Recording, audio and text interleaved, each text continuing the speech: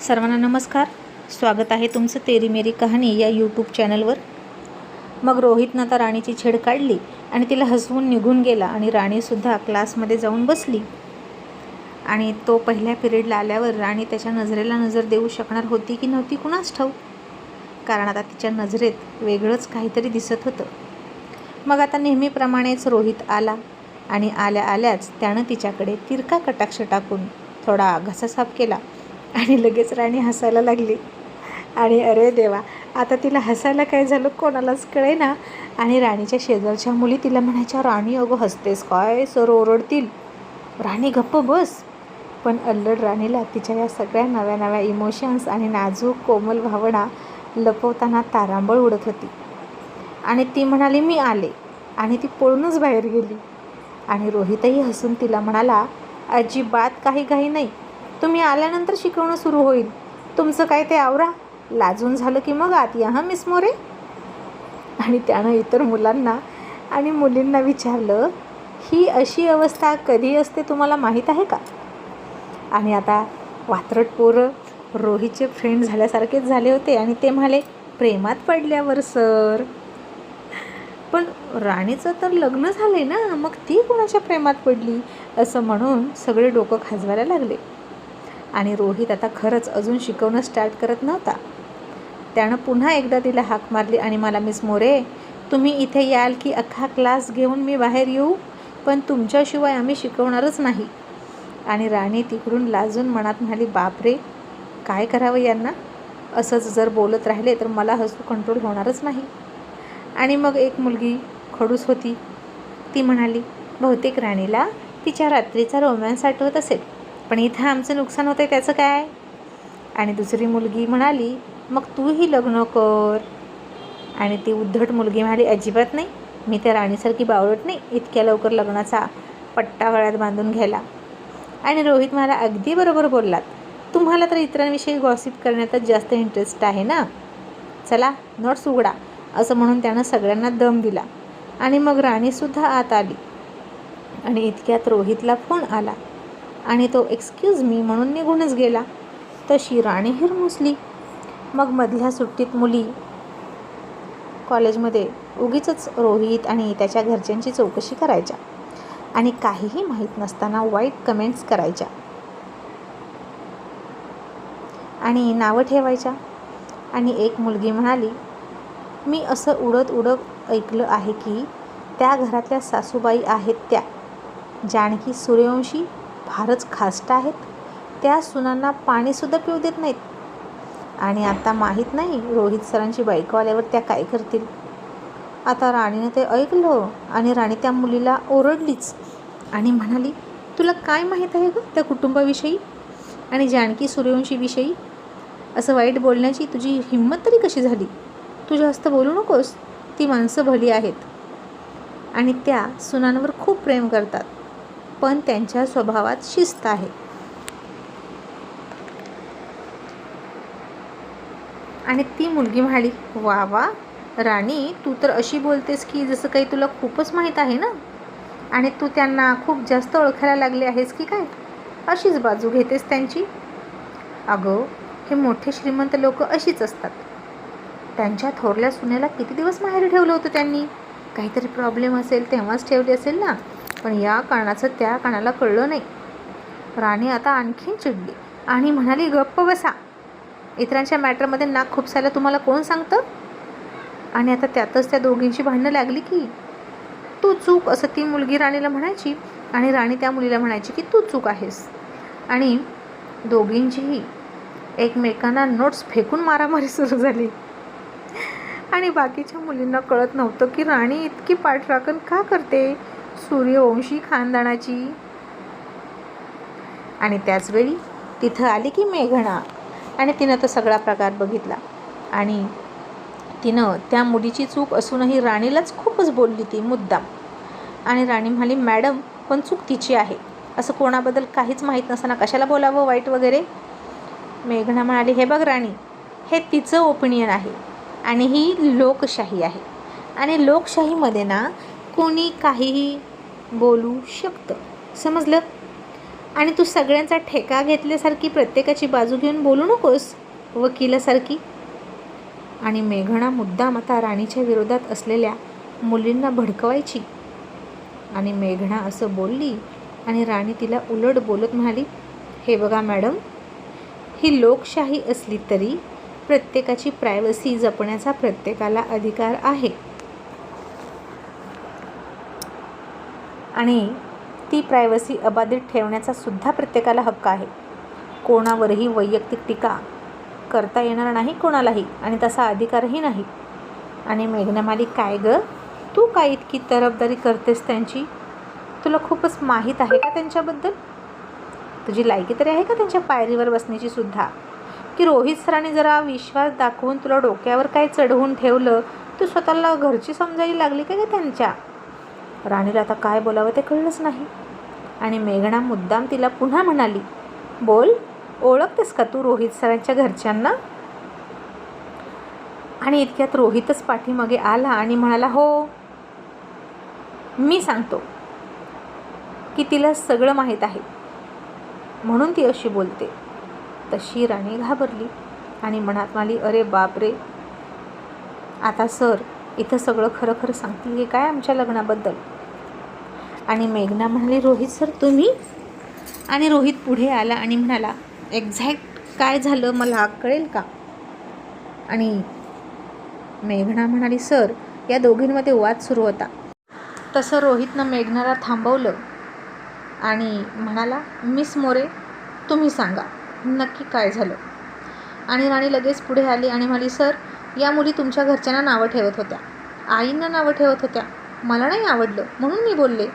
आणि मेघना मॅडम तरीही त्या मुलींची बाजू घेऊन म्हणतात की तिला बोलण्याचा पूर्ण हक्क आहे, तेही तुमच्या घरच्यांवर. हे कितपत योग्य आहे?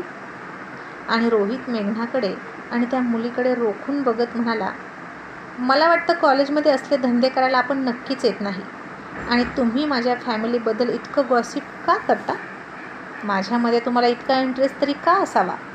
माझं आयुष्य, माझी फॅमिली, माझी लाईफ ही माझी पर्सनल आहे.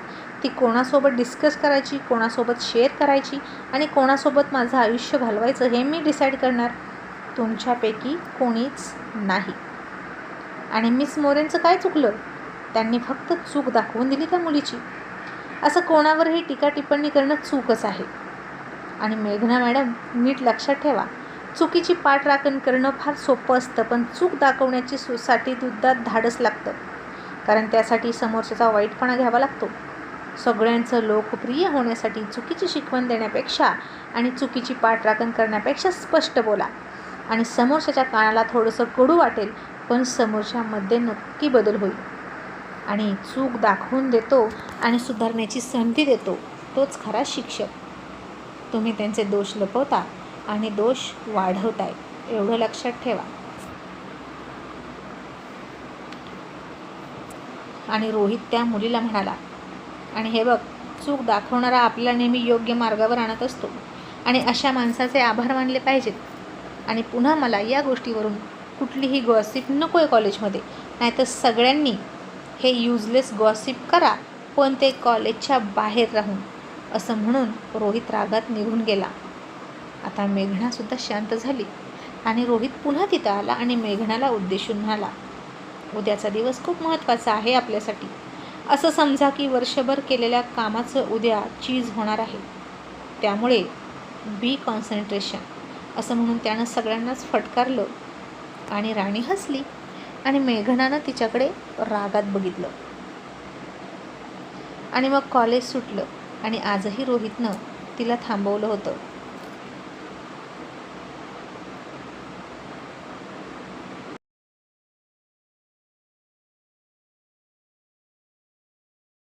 आजही प्राचार्यांनी बघितलं की राणी थांबली आहे, रोहितही थांबला आहे. आणि रोहित शिपाईला म्हणाला, कॉलेजच्या फर्स्ट एड बॉक्समधून बँडेज आणून दे. आणि शिपाई म्हणाला, कशाला सर? नाही म्हणजे तुम्हाला कुठं लागलं आहे का, असं म्हणायचं होतं. आणि रोहित वैतागला आणि म्हणाला, तुम्हा सगळ्यांना आजकाल खूप चौकशा पडतात का? आणि त्याचं काय आहे ना, हे बँडेज मी तुझ्यासाठीच मागवलं, कारण आता मी तुला इतके फटके देणार आहे आणि मग तुझं रक्त निघालं की तेच बँडेज तुला लावणार. तसा शिपाई घाबरला आणि म्हणाला, सॉरी सर, आणतो. असं म्हणून त्यानं रोहितला बँडेज आणून दिलं. आणि निघता निघता मेघनानं सुद्धा ते ऐकलं आणि बाहेर येऊन थांबली आहे राणी हेही बघितलं. आणि मेघना म्हणाली, बघितलं का पप्पा, ती पण थांबली आहे आणि तोही थांबला आहे.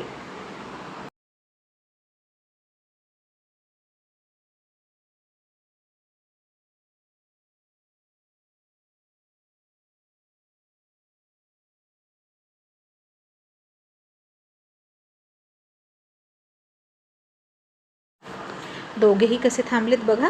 प्राचार्य म्हणाले, हो ग, आणि मला आता खरंच वाटते की ते दोघेच एकमेकांचे नवरा बायको आहेत.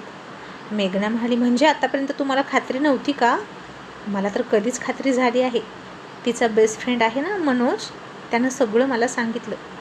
आणि राणीसुद्धा घरच्यांची बाजू घेऊन भांडली. आणि पप्पा, CCTVत काहीतरी असेल की दिसत असेल की हो, नक्की बघा ना काय चाललं यांचं, तुम्ही बघितलं का? प्राचार्य म्हणाले, नाही ग बघितलं. आणि चल, काय आपल्याला करायचं, समजा आहे ती त्याची बायको तर आपण काय करणार, उलट आपण जास्त लक्ष घालतो म्हणून ते पुन्हा ओरडतील, असं म्हणत ते निघून गेले. आणि राणी आता उगीच झाडाखाली उभं राहून जे बोट ठेचलं होतं त्याच्यावर नख दाबून धरत होती. आणि त्याला बँडेज वगैरे तिनं काहीच केलं नव्हतं. आणि राणीच्या लेकी ती जखम फार किरकोळ होती. तिच्यासारखी हरहुन्नरी मुलगी काहीही करू शकत होती आणि ती इतक्या छोट्या जखमेला जुमानत नव्हती. पण आता अचानक तो आला, त्याने तिचा हात पकडून त्या बोटाला बँडेज केलं. राणी आता त्याच्या त्या कृतीकडे बघतच राहिली. रोहितनं तिचा हात वरती घेतला आणि त्याच्यावर ओठसुद्धा टेकवले. तसं राणीच्या काळजात एकदम धस्स झालं आणि गोड कळ उठली. आणि आता तिला त्यानं केलेला पहिला लिप लॉक किस आठवला. राणीनं लाजून पाठीमागे हात घेतला आणि त्यावेळच्या किसचे सेन्सेशन आता तिला जाणवायला लागले. त्यावेळी काही वाटलं नव्हतं कारण ती रागात होती. आणि आता ती त्याच्याकडे पाठ फिरवून म्हणाली, सर तुम्हाला काही कळतं की नाही, हे कॉलेज आहे. आणि आता म्हणू नका की हे माझ्या बापाचं कॉलेज आहे, मी काही पण करेन. आणि रोहित हसला आणि म्हणाला, मग कॉलेजच्या बाहेर कुठे भेटशील ते सांग. बोल ना राणी, कुठं भेटशील? आणि राणी म्हणाली, नाही भेटणार. रोहित म्हणाला, का? इतकी रुसलीस का माझ्यावर? राणी, आता आणखीन काय करू, म्हणजे तू मला माफ करशील? आता तुझ्या पाया पडू का? राणी आता गप्पच थांबली होती. खरं तर तिचा अजूनही विश्वास नव्हता की हा रोहित बोलतोय. तो रोहित ज्यानं लग्नानंतर तिला एकही स्वप्न बघू दिलं नव्हतं, ज्यानं तिला वेळोवेळी या घरापासून दूर राहायला सांगितलं, स्वतःकडे कधीही प्रेमळ नजरेनं त्यानं तिला बघू दिलं नाही. आणि आता तोच तिला इतक्या प्रेमानं बघतोय का? आणि राणी त्याचा प्रश्न टाळून म्हणाली, सर काय काम होतं ते पटकन सांगा, मला जायचं आहे. रोहित म्हणाला, आधी मला सांग, माफ कधी करशील? तुझ्या पाया पडल्यावर? ती थोडी हसली आणि म्हणाली, तशी आयडिया वाईट नाही, पण हे सगळ्यांसमोर केलं तर छान वाटेल. रोहित म्हणाला, जशी तुझी इच्छा. आता मी चुकलो आहे म्हटल्यावर पायसुद्धा पकडले पाहिजेतच.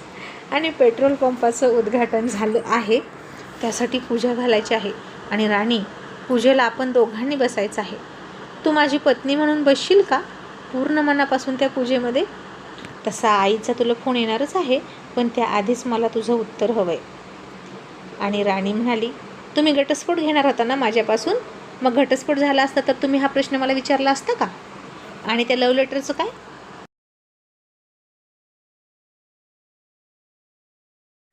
रोहित म्हणाला, नाही ग बाई, खरंच असं काही नाही. तू माझ्यावर विश्वास ठेव आणि ती जी कोणी आहे ना ती समोर येऊ दे, मग बघू. सांग ना राणी, बसशील का पूजेला? आणि राणी म्हणाली, मी माझं उत्तर आईंना सांगेन.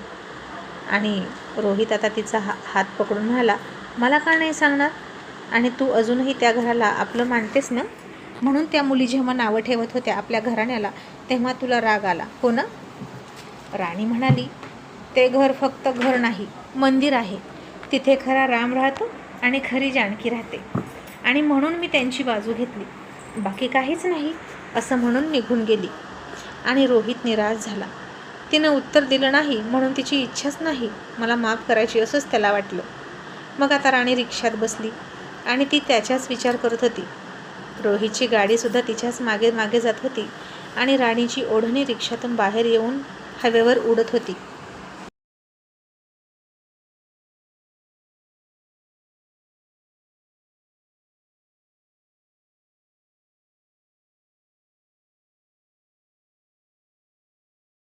राणीचं मात्र त्याकडेही लक्ष नव्हतं आणि रोहित तिच्या रिक्षाच्या मागे मागे होता. त्याच्या चेहऱ्यावरती ओढणी यायची आणि त्यानं ती हळूच दातात पकडली आणि हवेवर स्वार होऊन त्याची रोमॅन्टिक जर्नी सुरू होती. तसा रिक्षावाला आरशात बघून मला, मॅडम अहो तुमची ओढणी बघा, पाठीमागच्या एखाद्याच्या तोंडावर येऊन ॲक्सिडेंट व्हायचा, त्याला काही दिसलं नाही तर. तशी राणी भानावर आली आणि तिनं ती ओढणी घेण्यासाठी पाठीमागे बघितलं रिक्षातून. तसं रोहितनं ती ओढणी हातात पकडली आणि सोडतच नव्हता. आणि आता राणीनं ती ओढणी सोडली, नाहीतर तो पडला असता, खेचली असती तर. मग रोहितनं ती ओढणी घेतली, गळ्याभोवती तशीच गुंडाळली एका हातानं आणि राणी पुन्हा हसून रिक्षात मागे सरकून बसली आणि पुढं बघायला लागली. मग जिथपर्यंत शक्य आहे तिथपर्यंत रोहितनं तिच्या रिक्षाचा पाठलाग केला. ती तिच्या घरी वळाली आणि तो कारखान्याकडे वळाला आणि राणीचा आजचा अख्खा दिवस मंत्रमुग्ध अवस्थेत गेला. आणि खरंच खऱ्या अर्थानं ती आता रोहितच्या प्रेमात पडायला लागली. पण काय करणार, या बुद्धूवर विश्वास बसत नव्हता. मन म्हणायचं की तो आता बदललाय, त्याच्यावर प्रेम कर. पण मेंदू म्हणायचा नाही राणी, तो रोहित आहे, तो चेंज होणार नाही, त्याचा स्वभाव अजिबात चेंज होणार नाही. कारण 28-29 वर्षाचा स्वभाव असा 15-20 दिवसात जात नसतो. आणि आता इतक्यात सपनाचा आणि जानकीचा तिला फोन आला आणि जानकीही म्हणाली, राणी पूजेला यावं लागेल तुला, मला काहीही ऐकायचं नाही, समजलं. तुमचं आत्ता चाललंय ते चालू द्या, पण त्यावेळी यायचं. राणी आता नाही म्हणू शकलीच नाही आणि ती गप्प बसली. फक्त हो आई इतकंच म्हणाली. आणि आता इकडे संध्याकाळ झाली. राहुलला रोशनचा फोन आला आणि रोशन म्हणाला, दादा एक लफडं झालं यार. राहुल म्हणाला, आता काय झालं. रोशन म्हणाला, सोनूची पाळी चुकली, बहुतेक ती प्रेग्नेंट आहे, आता काय करू दादा. राहुल म्हणाला, अरे ही तर गुड न्यूज आहे, मग इतकं टेन्शन का घेतलंस. रोशन म्हणाला, तसं नाही रे, इतक्या लवकर मूल नको आहे आम्हाला, आणि मग घरचे ओरडतील जर आम्ही हॉस्पिटलमध्ये गेलो तर बाळ खाली करण्यासाठी. राहुल म्हणाला, रोशन तू असा विचार तरी कसा करतोस रे, आई काय म्हणेल.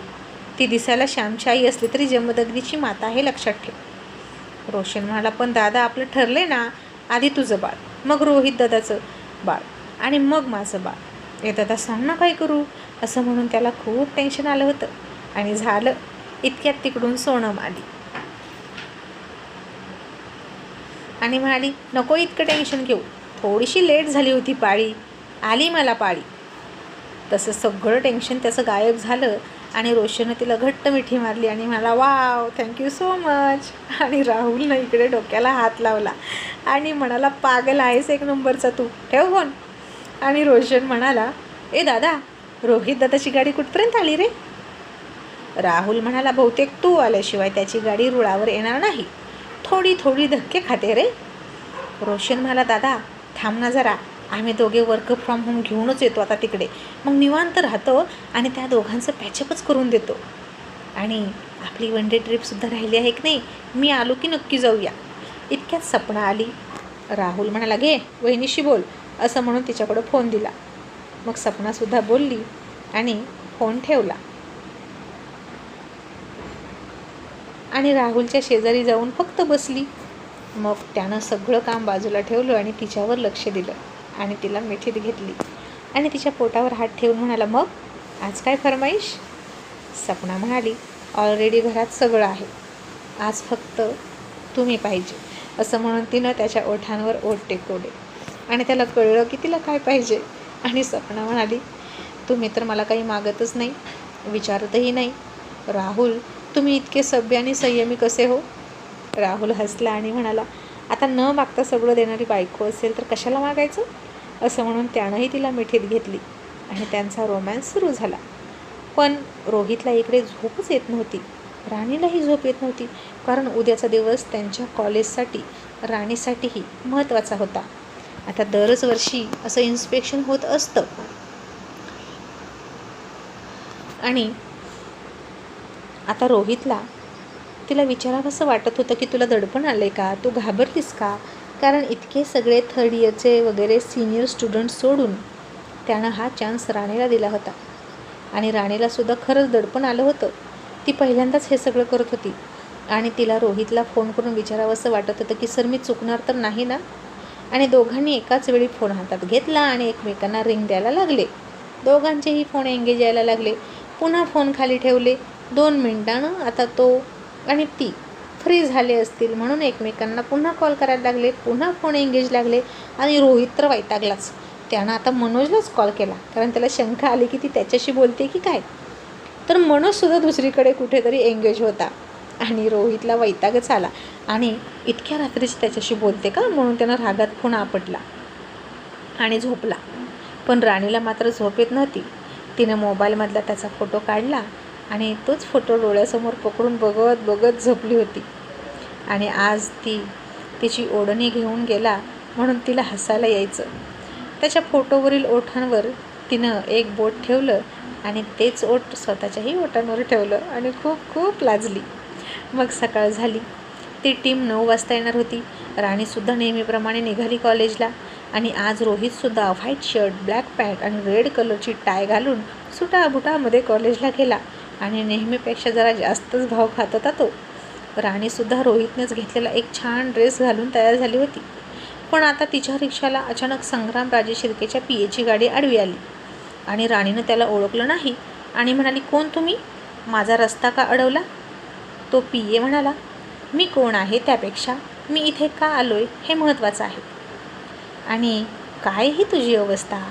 आधी तुला लग्न करून इथून घेऊन गेले, मग खूप मोठी मोठी स्वप्न दाखवली आणि आता सूर्यवंशींनी तुला असं वाऱ्यावर सोडलं का तुझा फायदा घेऊन?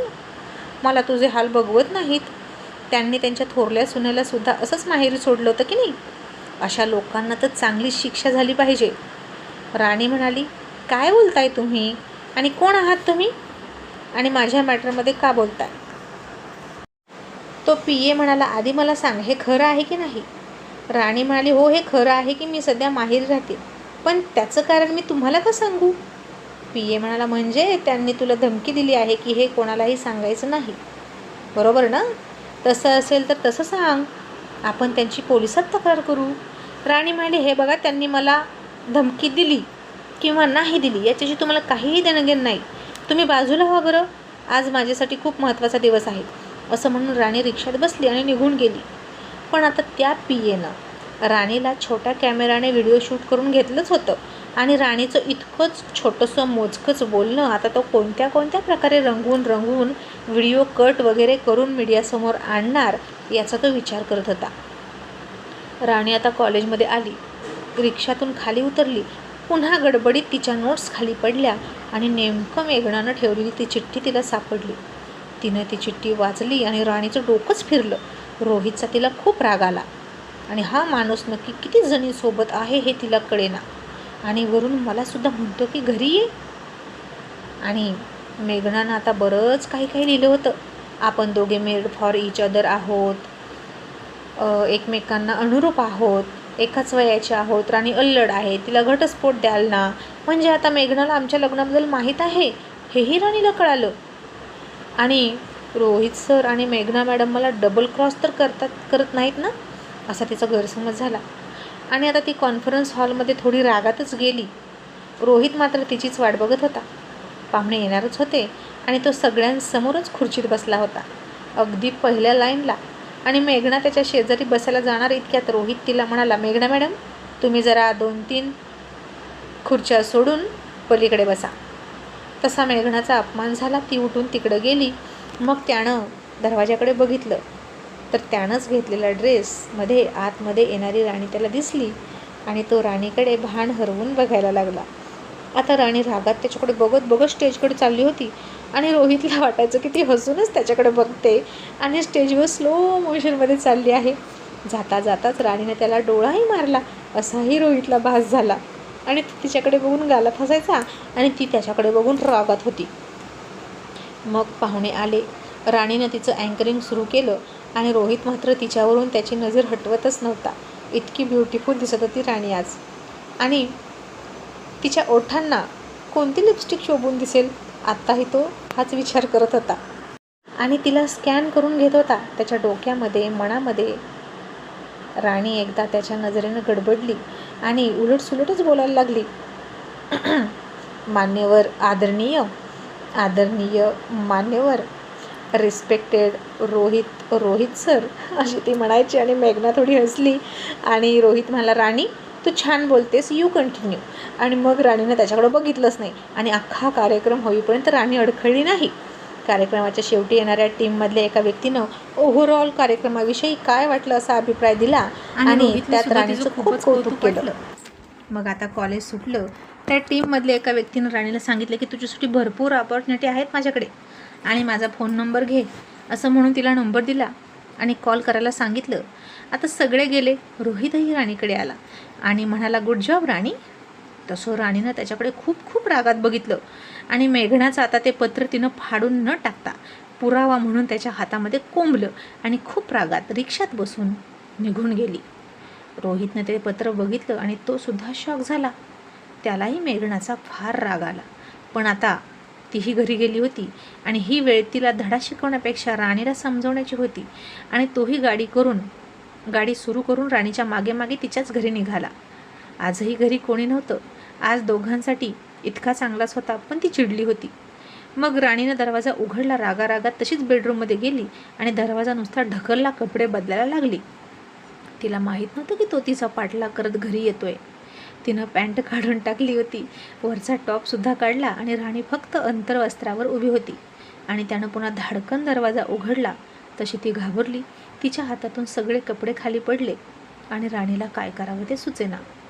त्याच्या नजरेपासून स्वतःला कुठे लपवावं हेही कळेना, कारण आज राणी नको त्या अवस्थेत त्याच्या समोर उभा होती, जशी आजपर्यंत कधीच नव्हती.